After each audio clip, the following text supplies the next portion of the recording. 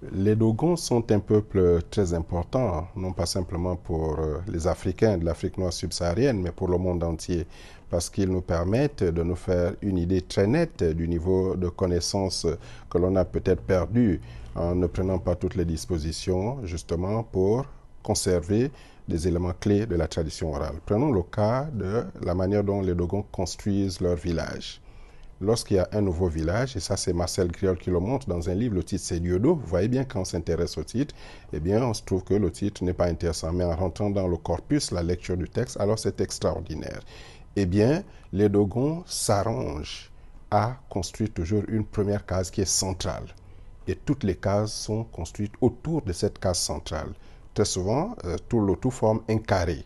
Et chacun sait en science que le cercle peut être inscrit dans un carré. Mais pourquoi cela?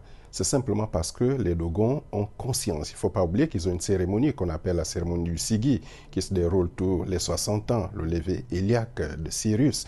Ce qui nous intéresse, Elias, ici, c'est le Soleil.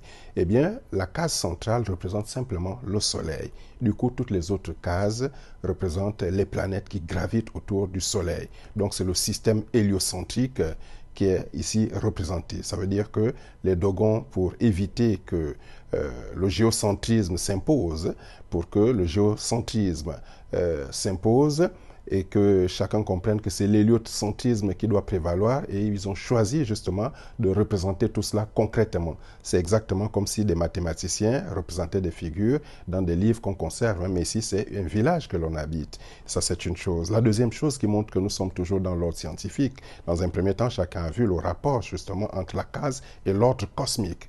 Le dernier volet que je vais tout trouver, nous sommes dans l'ordre scientifique, c'est que c'est dans le village qu'il y a un lieu précis où on construit le grenier. Or, dans le grenier, on garde les graines de fonio. La graine de fonio, justement, est appelée la plus petite, et représente la plus petite chose du monde que les Dogons appellent Po. Po, c'est l'atome. Et ils disent que Po a un centre autour duquel gravitent plusieurs yalas.